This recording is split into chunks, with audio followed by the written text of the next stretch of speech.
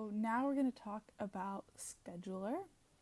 So this is basically how you're going to organize your classes for the next semester before you do pre-enroll.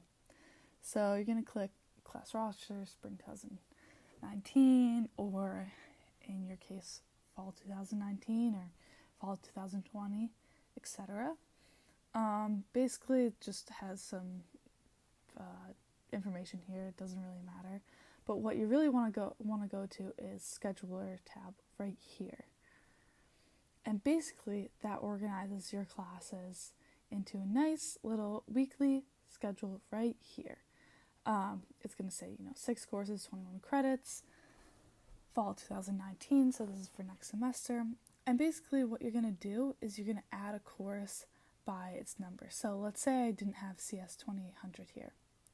I'm going to exit that out, and I can add it back right here by looking CS 2800. Perfect.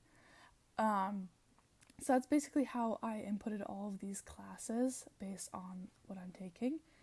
And the great thing about this is that you can move around different classes if you want. So let's say I wanted to take this discussion on Friday. I could just move it to Friday, and that would make it easier to see, okay, what times do I have available to do other activities or take other classes. Different ways that you can read this. So this is the class name. This is, if it's a discussion versus like a lecture. And then it has the times, but it doesn't really have the locations yet because it's still next semester. They haven't figured that out yet. Another great tool and helpful insight that they have over here is these red and green dots. So if you wanted to take Tuesday discussion at 12:20, you'd see, okay, red means it's filled up, so you can't really take that. But you can take Thursday at 2:30. That's green. That's fine to take. You can add these to your favorites by clicking these stars, and that way you can go back to them in your favorites tab. But that's pretty much it. You can take this off with a check mark. For example, here, if you still wanted it on this tab, it's just kind of fun to play around with.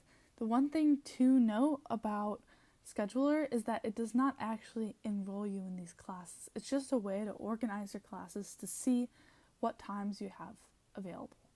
To actually enroll in your classes, you're going to have to do that through Student Center, which is very important to realize, and it's a completely separate website. So this is Scheduler, pretty useful. It's lots of fun creating a schedule.